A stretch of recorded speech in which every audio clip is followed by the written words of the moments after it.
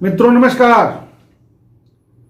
आज हमारा विषय है राहु केतु के परिवर्तन का क्या प्रभाव रहने वाला है,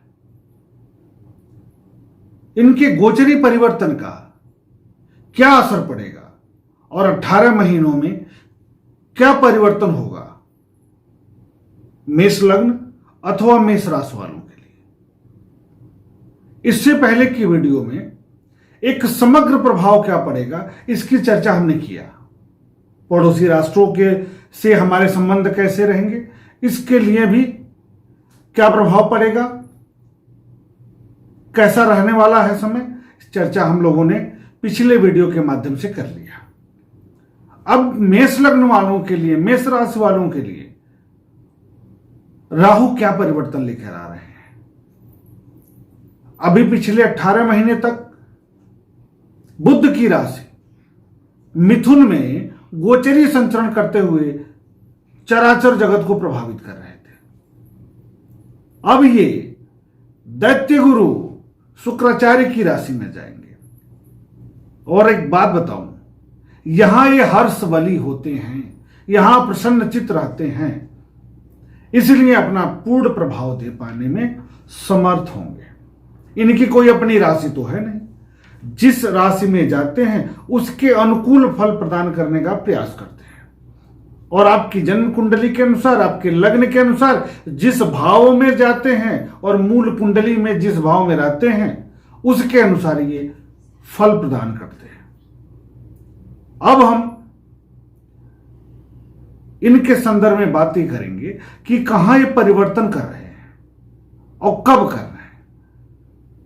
तो अधिक आश्विन शुक्ल पक्ष अष्टमी तिथि 23 सितंबर 2020 दिन बुधवार को दिन में 12:24 पर इनका परिवर्तन होगा। ये स्थिर राशि में जाएंगे। और इनके साथ एक और अच्छी बात होती है कि ये अकेले परिवर्तन नहीं करते, ये अभी परिवर्तित होते हैं और उसी समय केतु का भी परिवर्तन हो जाता है। और केतु बदलेंगे, वृश्चिक राशि में जाएंगे, मंगल की राशि में जाएंगे। शुक्र की राशि में राहु और मंगल की राशि में केतु। और एक सूत्र है, कहा जाता है कि राहु शनिवत फल देते हैं और केतु कुंजवत अर्थात मंगल की तरह, और मंगल की राशि में जा रहे हैं। तो एक बड़ा परिवर्तन है। इधर राहु हर्षबली हैं, प्रसन्नचित हैं, उधर मंगल की राशि में केतु जा रहे हैं, कुंजवत फल प्रदान करते हैं। यानी दोनों ग्रह पूर्ण बलिष्ठ होकर के, बलवान स्थिति में हर्षबली होकर के गोचरीय संचरण करने जा रहे हैं। मेष लग्न में राहु द्वितीय भाव में जाएंगे, केतु अष्टम भाव में जाएंगे। तो थोड़ा सा बढ़िया परिवर्तन नहीं कहा जाएगा। क्यों? क्योंकि शुक्र धन के कारक तो हैं लेकिन सप्तम के भी कारक हैं। तो मेष लग्न में बहुत शुभ फल प्रदान नहीं करते शुक्र। ऐसे में राहु का यहां परिवर्तन बहुत शुभ कारक नहीं होगा। राहु स्थिर राशि में जा रहे हैं, पृथ्वी तत्व की राशि है। केतु भी स्थिर राशि में जा रहे हैं, जल तत्व की राशि में। तो क्या प्रभाव रहेगा मेष लग्न के लिए और इनके दृष्टियां कहां प्रभावित करेंगी, कैसे प्रभावित करेंगी, इसको भी जान लिया जाए। ये पूरा वीडियो केवल मेष लग्न अथवा मेष राशि वालों के लिए है, इसलिए आप पहले लग्न को देखेंगे, फिर चंद्र राशि को देखेंगे। अगर मेष है तो इसको मिलाएंगे, नहीं पता तो सूर्य राशि को मिलाएंगे, वह भी नहीं पता तब आप अपने नाम राशि के अनुसार, यदि आपका मेष राशि है तब इसके फल को समझेंगे। द्वितीय भावस्थ राहु, द्वितीय भाव पर गोचरवत राहु की दृष्टि पड़ेगी। कहां कहां? द्वितीय भाव से देखेंगे पंचम, पंचम का मतलब छठे भाव पर, यानी पांचवें देखते हैं, सातवें देखते हैं और नौवें देखते हैं और द्वादश भाव को देखते हैं। यहां इनकी दृष्टियां पड़ती हैं। लेकिन उससे पहले एक बात और जान लिया जाए, इनकी कारकत्व तो क्या है। कारकत्व तो नहीं जानेंगे तो, चूंकि इनकी अपनी राशि तो है नहीं, तो अपने किन कारकत्वों में परिवर्तन करेंगे इसको जानना बेहद जरूरी है। तो छत्र, देश की प्रसिद्धि, अपवित्रता, झूठ बोलना, वाणी भाव में बैठे हैं, झूठ बोल रहे हैं, फंसा ही देंगे, छोड़ेंगे नहीं। गैस्ट्रिक की समस्या, वात और कफ का रोग, कीटाणु एवं विषाणु जनित रोग, तंत्र मंत्र यंत्र ओझा, काला बाजार, काला जादू, भैरव की उपासना, सन्निपात, आकस्मिक दुर्घटना, प्राकृतिक दुर्घटना, भिक्षावृत्ति, दिखावा, बड़ी यात्रा, घर से दूरी, दुर्गा जी एवं भोलेनाथ के उपासक, यानी इन कारकत्वों में पूरा हस्तक्षेप राहु का होता है। ऐसे में जब इनका परिवर्तन होगा धन भाव पर, तो परिवर्तन निश्चित होगा और बड़ा परिवर्तन होगा। तो कहां कहां दृष्टि है? छठे भाव पर है पंचम दृष्टि, सप्तम दृष्टि अष्टम भाव पर, नवम दृष्टि दसम भाव पर और द्वादश दृष्टि लग्न भाव पर। तो सबसे पहले हम जहां गोचरीय संचरण करेंगे उसका क्या प्रभाव पड़ेगा? उसका प्रभाव पड़ेगा वाणी में तीव्रता होगी। और एक और परिवर्तन को समझ लिया जाए साथ में, शनि के साथ नवम पंचम योग बन रहा है, यानी राहु की दृष्टि शनि पर, शनि की दृष्टि नवम पर, राहु पर। यह ठीक नहीं है। तो वाणी में तीव्रता, खर्च में वृद्धि, दांत की समस्या, पद प्रतिष्ठा की क्षति, परिश्रम में अवरोध, दांत और गले की समस्या। सरकारी नौकरी में जो लोग हैं उनके लिए तनावग्रस्त समय प्रारंभ होगा।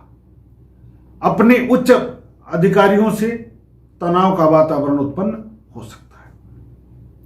कार्य क्षेत्र में अवरोध, आंखों की समस्या, अचानक धन खर्च होगा, गलत तरीके से पैसा भी आएगा और गलत तरीके से पैसा चला भी जाएगा। इसका आपको ध्यान देना पड़ेगा। पारिवारिक या कुटुंब में तनाव, इस बीच में इस 18 महीने में बड़ी पारिवारिक तनाव दिख रही है, बड़ी पारिवारिक क्षति संभावित है। अब इसको दो तरीके से समझिएगा। परिवार में कोई व्यक्ति बीमार पड़ गया और पैसा खर्च हुआ, यह भी क्षति है। परिवार में कोई संतान उत्पत्ति होने वाली है, शुरुआती में ही गड़बड़ हो गया, यह भी एक क्षतिग्रस्त स्थिति बनती है। बीमार हो गया और धन खर्च ज्यादा हो गया, यह भी कुटुंब संबंधी तनाव है। इसका आपको ध्यान देना पड़ेगा। खर्च इस बार आपका बहुत तेज बढ़ेगा, तनाव की स्थिति में ला करके खड़ा कर देगा। व्यवसायिक में है, व्यवसाय के क्षेत्र में है तो खर्च अधिक होगा। योजनाएं बनाएंगे, नया प्लांटेशन करेंगे, नई जगह उद्योग लगाएंगे, नया कार्य जरूर करेंगे, लेकिन खर्च अनियंत्रित हो जाएगा, ज्यादा खर्च होगा। कर्ज की भी स्थिति उत्पन्न हो सकती है इस अवधि में। कोई भी कार्य करिएगा, यदि 100 रुपए का कार्य आप कर रहे हैं तो 50 रुपए का ही कार्य करिएगा, 50 रुपए आप रिजर्व में रखिएगा, नहीं तो पक्का फंसेंगे। 100% अपना पूंजी इस अवधि में नहीं लगाइएगा, इसका ध्यान रखना है आपको। कर्ज जरूर बढ़ जाता है। साथ ही पैतृक संपत्ति में विवाद या तनाव का वातावरण उत्पन्न हो सकता है। कार्य क्षेत्र में परिवर्तन की भी स्थिति है। सरकारी में है तो ट्रांसफर का योग है, प्राइवेट में है नौकरी बदलने का योग है, व्यवसाय कर रहे हैं कुछ न कुछ ट्रैक में परिवर्तन आप कर सकते हैं। राजनीतिक क्षेत्र में है आप, राजनीतिक व्यक्तित्व हैं आप, तो समय प्रतिकूल है। वाणी पर नियंत्रण रखिए, संयम बरतिए, कुछ भी बोलने के पहले जरूर सोचिए। आपको भी पारिवारिक तनाव का सामना करना पड़ेगा। रोग ऋण शत्रुओं पर विजय प्राप्त करेंगे आप, लेकिन कलह का वातावरण जरूर बनेगा। अनर्गल खर्च जरूर होगा, ऐसा खर्च होगा जिसका लाभ आपको नहीं मिले। इनर प्रॉब्लम मेष लग्न वालों के लिए, मेष राशि वालों के लिए हो सकता है। यूटीआई हो सकता है, पेशाब संबंधी समस्या हो सकती है, पैर में चोट अथवा दर्द की भी स्थिति उत्पन्न हो सकती है। यात्रा पर खर्च जरूर करेंगे, बड़ी यात्राओं पर खर्च कर सकते हैं, धार्मिक यात्राओं पर भी खर्च कर सकते हैं, ऐसा होगा। लेकिन अच्छी बात है, अगर आप प्रतियोगिता के क्षेत्र से जुड़े हैं, राजनीति के क्षेत्र से जुड़े हैं, तो आपको व्यवसाय में, राजनीति में, प्रतियोगिता में विजय हासिल कराएंगे, इसमें दो राय नहीं है। लेकिन केतु का अष्टम में गोचर पेट संबंधी समस्या आपको लंबे समय तक के लिए परेशान कर सकती है। पैर में चोट या दर्द हो सकता है, पेट के आंतरिक हिस्से में कष्ट हो सकता है, इसका आपको ध्यान देना पड़ेगा। अब यदि आपकी मूल कुंडली में दूसरे, चौथे, 8वें या 12वें हैं तो आपको बिल्कुल सावधान हो जाना चाहिए। मेष लग्न है अथवा मेष राशि है और आपकी मूल कुंडली में दूसरे, चौथे, 8वें और 12वें हैं तो आपको बिल्कुल इस अवधि में सावधान हो जाना चाहिए। रिस्क लेकर के तेज गति से वाहन बिल्कुल मत चलाइएगा। खान पान पर बिल्कुल ध्यान दीजिएगा, इसका ध्यान रखिएगा।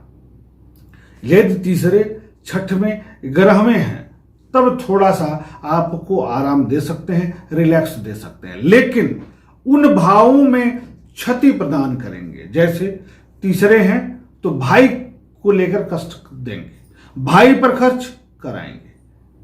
छठे हैं तो रोग ऋण शत्रुओं पर खर्च हो सकता है अचानक में।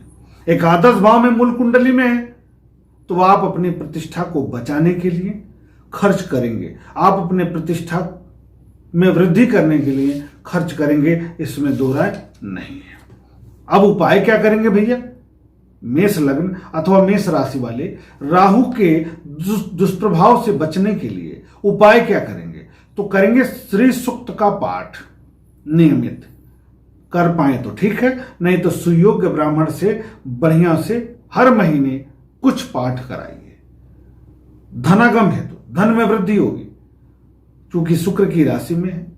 मां लक्ष्मी की पूजा करिए, शुक्र को प्रसन्न करिए। हर्षबली हैं तो अचानक धन लाभ देंगे, लेकिन धन का नुकसान होने से आप बचा लीजिए अपने आप को। साथ ही दुर्वा और काले तिल से इस अवधि में नियमित अंतराल पर हवन भी करते रहिए। राहु के मंत्रों का जप करा दीजिए, काला तिल और दुर्वा मिला करके उसके साथ हवन कर दीजिए, बहुत बढ़िया परिवर्तन होगा। फिर राहु का नकारात्मक फल आपको नहीं प्रदान होगा। राहु हर्षबली होंगे, लाभ प्रदान कर सकते हैं, लेकिन प्रकृति नकारात्मक है, इसका सदैव ध्यान रखिएगा। 2 रंगा कपड़ा, चूंकि केतु अष्टम में है तो केतु को भी तो मनाना पड़ेगा, केतु भी तो नकारात्मक फल प्रदान कर सकते हैं आपके लिए। वो केतु की भी दृष्टियां वही हैं जो राहु की हैं, लेकिन राहु लेते हैं और केतु देते भी हैं। केतु पताका है ना, इसलिए केतु आपको शुभ फल भी प्रदान करेंगे, यह अच्छी बात है। लेकिन अष्टम में है तो देते हैं, यानी बीमारी दे सकते हैं, पेट की समस्या दे सकते हैं, आकस्मिक धन दे सकते हैं। तो बीमारी से बचने के लिए उपाय करना पड़ेगा। इसके लिए कुछ नहीं करना, आपको 2 रंगा कपड़ा लेना है और किसी भी धार्मिक स्थल पर ला करके रख देना है। हनुमान जी के मंदिर में रख देंगे तो बहुत अच्छी बात होगी, किसी गरीब को दे देंगे तो भी अच्छी बात है, लेकिन मंदिर में रखिएगा। मंगल की राशि में जा रहे हैं तो श्री हनुमान जी के मंदिर में उसको रखाइएगा। काले कुत्ते को या किसी कुत्ते को आप अपनी थाली से निकाल करके रोटी खिलाइए, इसको ना भूलिए, तो आप इन 2 ग्रहों के नकारात्मक फल से बचे रह जाएंगे। अब बात करते हैं थोड़ा सा शनि भी आपके 10वें भाव में स्वगृही होकर विद्यमान है, लेकिन उनकी दृष्टियां धन भाव पर, चतुर्थ भाव पर पड़ रही है। ऐसे में राहु के साथ साथ शनि को भी ठीक करिए। तो शनिवार के दिन भैरव जी का दर्शन करिए, अथवा रोटी में सरसों का तेल लगा करके गाय अथवा कुत्ते को शाम को अंधेरा होने के समय खिलाते रहिए। देखिएगा पद में वृद्धि और धन में वृद्धि का योग इस अवधि में बन जाएगा। अब हम बात करेंगे अगले वीडियो के माध्यम से वृष लग्न वालों के लिए कैसा रहने वाला है राहु केतु का यह गोचरीय परिवर्तन। बहुत बहुत धन्यवाद। शुभ नमस्कार।